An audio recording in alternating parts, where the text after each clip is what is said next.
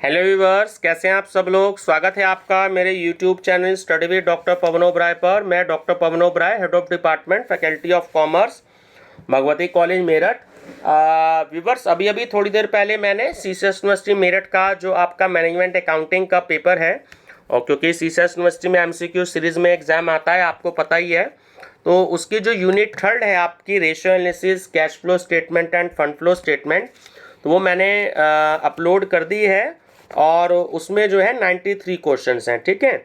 उसमें थ्योरी और न्यूमेरिकल्स दोनों आपको जैसे जैसे एग्जाम में आएंगे तो वैसे वैसे मैंने आपको न्यूमेरिकल्स प्लस थ्योरी क्वेश्चंस दोनों मैंने उसमें आपको दिए हैं, ठीक है व्यूवर्स।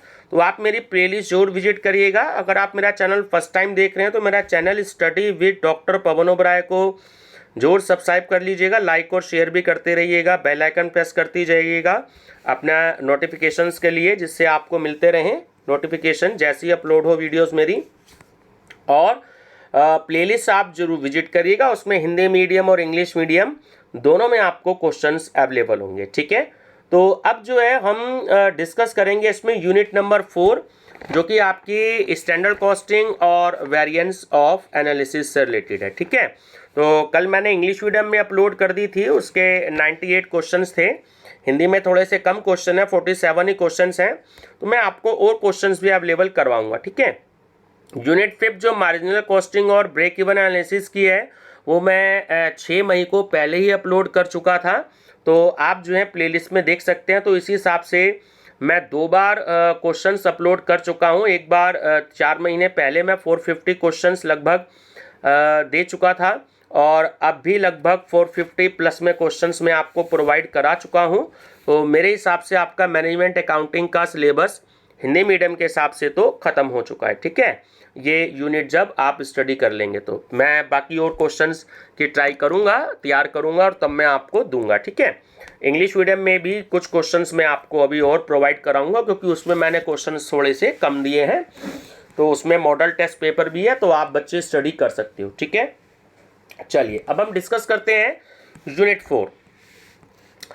क्वेश्चन फर्स्ट है कि प्रमाप लागतों के निर्माण व उपभोग तथा विचलनों के माप के विश्लेषण को प्रमाप लागत विधि कहते हैं। तो ये परिभाषा दी है किसने?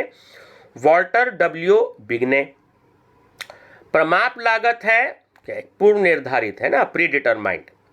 प्रमाप लागत विधि द्वारा निर्धारित किया जाता है, तो प्रमाप लागत स्टैंडर्ड कॉस्ट निर्धारित की जाती है। प्रमाप लागत विधि प्रमाप लागतों की तैयारी एवं प्रयोग, वास्तविक लागतों के साथ उनकी तुलना तथा कारणों एवं प्रभावों के बिंदु को दर्शाते हुए विचरांशों यानी वेरिएंसेस का विश्लेषण है। तो ये परिभाषा किसने दी है? ये दी है ICMA लंदन ने। प्रमाप निर्धारित किए जाते हैं किसके लिए? क्रय गतिविधियों के लिए। प्रमाप लागत और वास्तविक लागत के बीच का अंतर क्या कहलाता है? तो हम कहते हैं विचरण, वेरिएंस। विचरण हो सकता है, देखिए विचरण अनुकूल भी हो सकता है, जिसे आप इंग्लिश में फेवरेबल लिखते हो, प्रतिकूल एडवर्स लिखते हो, है ना, शॉर्ट में F लिखते हो और शॉर्ट में A लिखते हो, तो वो दोनों हो सकता है। जब आपने न्यूमेरिकल सॉल्व किए होंगे तो वो माइनस में भी आता, प्लस में भी आता। जब माइनस में आता तो आप एडवर्स लिख देते हैं, ठीक है, और जब प्लस में आता तो आप फेवरेबल लिख देते हो, शॉर्ट में F लिख देते हो। तो वो दोनों में से कुछ भी हो सकता है, दोनों नहीं हो सकते, या तो फेवरेबल होगा या एडवर्स होगा, ठीक है। सामग्री लागत विचरांश किसके बीच का अंतर है? तो वो प्रमाप लागत सामग्री लागत और वास्तविक सामग्री लागत का। प्रमाप लागत आधारित है किस पर? पूर्वानुमान पर आधारित होती है। सामग्री मूल्य वितरण सूत्र है जो मटेरियल प्राइस वेरिएंस है, किसका है? SP minus AP into AQ। प्रमापित लागत है, ठीक है, ये पूर्व निर्धारित लागत होती है। सामग्री उत्पत्ति विचरण को इस नाम से भी जानते हैं, तो सामग्री उपभोग विचरण, ठीक है, मटेरियल सब यूजेस वेरिएंस। सामग्री उपभोग विचरांश का दूसरा नाम है, तो देखिए दोनों ही हैं, सामग्री मात्रा विचरण भी है और सामग्री कुशलता विचरण भी है ना, मटेरियल एफिशिएंसी वेरिएंस। ठीक है, कोशिश करिएगा कि इसकी आप टर्मिनोलॉजी इंग्लिश में ही याद करें। तो थोड़ा सा हिंदी मीडियम के बच्चों के लिए मैं दे रहा हूं, तो आप टर्मिनोलॉजी इंग्लिश में ही याद करने की कोशिश करिएगा। सामग्री लागत विचरण को ज्ञात करने का सूत्र क्या है? देखिए दोनों ही हैं, MCV equal to SC minus AC और MC equal to SQ into SP minus AQ into AP। तो दोनों ही सूत्र आप कोई सा भी लगा सकते हैं फार्मूला।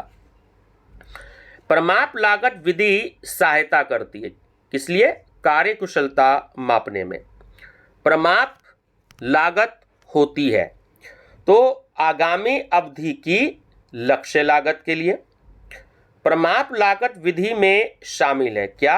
प्रमाप लागतों का निर्धारण। अच्छा, कौन सा कथन सत्य है? ये C option, MCU equal to MPV plus MUV plus MMV, ये गलत है।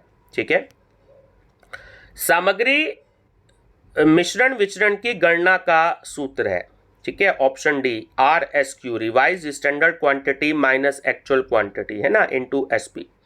ठीक है, इसे हम शॉर्ट में लिखते हैं मटेरियल मिक्स वेरिएंस। तो MMV का ये वाला फार्मूला है, ध्यान रखेंगे।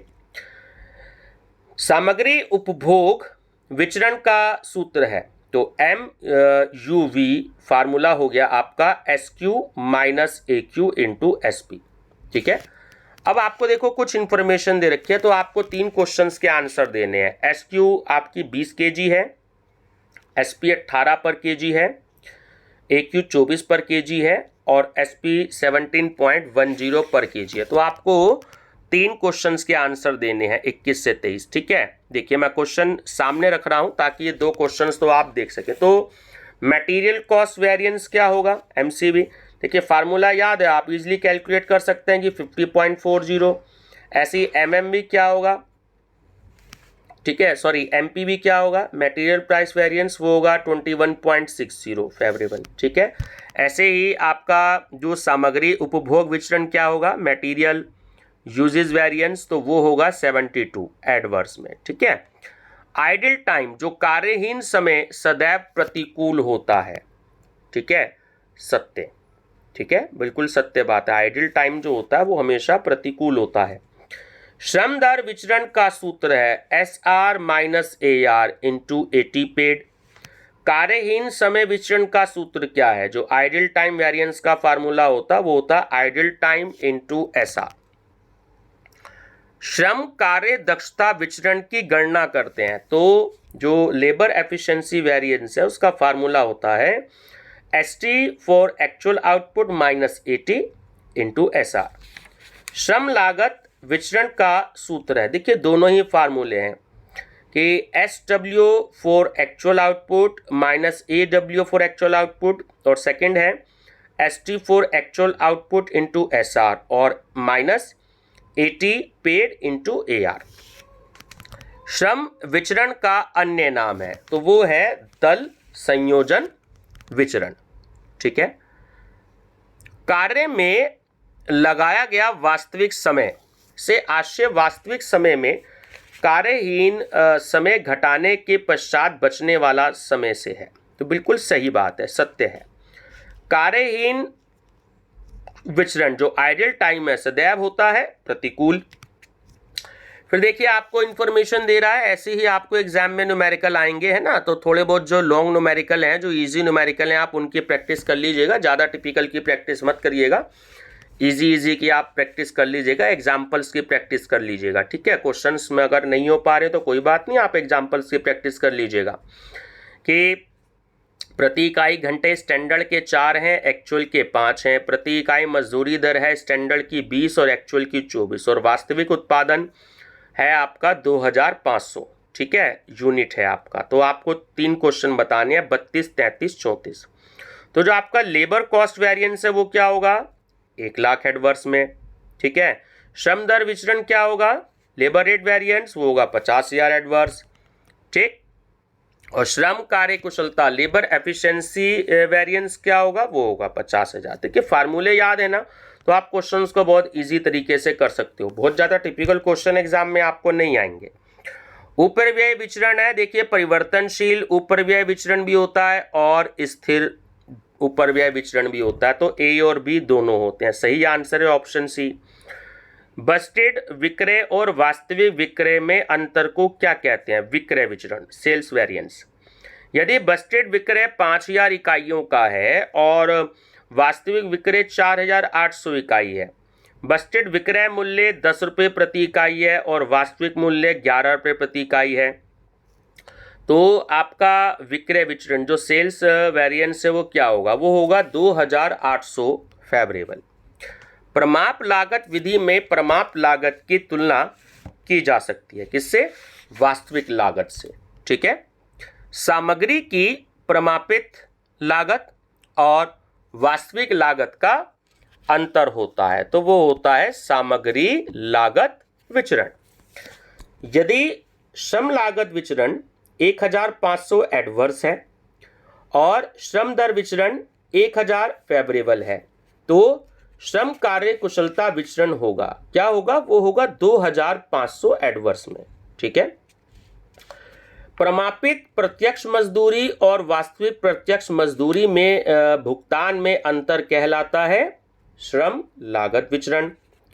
लागत विचरणों में सम्मिलित है जो कॉस्ट वेरिएंसीज होते हैं, तो देखिए तीनों ही सम्मिलित होते हैं उसमें, है ना, आपका मटेरियल वेरिएंस और लेबर वेरिएंस और ओवरहेड वेरिएंस, तो ऑप्शन डी करेक्ट है ये सभी। श्रम कार्यक्षमता विचरण का अन्य नाम भी है, तो तीनों ही नाम है ये, श्रम उपभोग विचरण, श्रम समय विचरण और श्रम व्यय विचरण, तो ऑप्शन डी करेक्ट है ये सभी।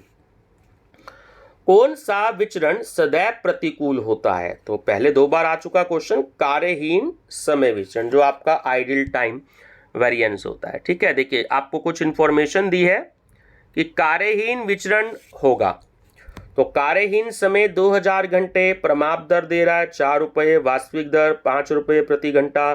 ठीक है, और अवसर दर दे रहा है आपको 4.5 प्रति घंटा, सामान्य दर दे रहा है आपको 3 रुपये प्रति घंटा, तो क्या होगा आइडल टाइम वेरिएंस? वो होगा 800। ठीक है, एडवर्स। कौन सा विचरण नियंत्रित किया जा सकता है? देखिए दोनों में से कोई नहीं, ना तो आयात शुल्क वृद्धि के कारण सामग्री मूल्य में वृद्धि और ना पंच निर्णय के कारण मजदूरी दरों में वृद्धि। ठीक है, तो दोनों ऑप्शन में से कोई भी नहीं किया जा सकता, तो ऑप्शन डी करेक्ट है। और यदि वास्तविक उत्पत्ति प्रमाप उत्पत्ति से कम हो तो विचरण कहलाएगा, तो वो कहलाएगा प्रतिकूल, एडवर्स में। ठीक है, तो ये थे बच्चों आपके यूनिट 4 से रिलेटेड, ठीक है, standard costing and analysis of variance से रिलेटेड। तो क्वेश्चन थोड़े कम हैं मुझे पता है, लेकिन मैं आपको कुछ क्वेश्चंस हैं और अवेलेबल करवाऊंगा। आप मेरी दूसरी वीडियोस भी देखिएगा जो मैंने 4 महीने पहले अपलोड करी थी, तो उसमें भी आपको काफ़ी सारे क्वेश्चंस मिलेंगे। ठीक है व्यूअर्स, तो वीडियो पसंद आए तो लाइक शेयर सब्सक्राइब करते रहिएगा, और कंपटीशन से क्वेश्चंस भी बहुत है मेरी प्लेलिस्ट में। ठीक है, 61,000 से ज़्यादा MCQs हो चुके हैं पिछले 7 महीने में, तो आप बेनिफिट ले सकते हैं। मेरी प्लेलिस्ट विजिट करिएगा, उसमें TGT PGT के भी हैं, बीएड एंट्रेंस में भी आपके यही क्वेश्चंस काम आएंगे अगर आप बीएड एंट्रेंस दे रहे हैं। अगर आप PGT TGT का भी दे रहे हैं तो ये वाले क्वेश्चंस आपको जो है बहुत ज़्यादा हेल्प करेंगे। ठीक है व्यूअर्स, वीडियो पसंद आए तो लाइक शेयर सब्सक्राइब जरूर कर दीजिएगा। मेरा चैनल नेम आप जानते ही हैं, study with doctor Pawan Oberoi. Thank you viewers.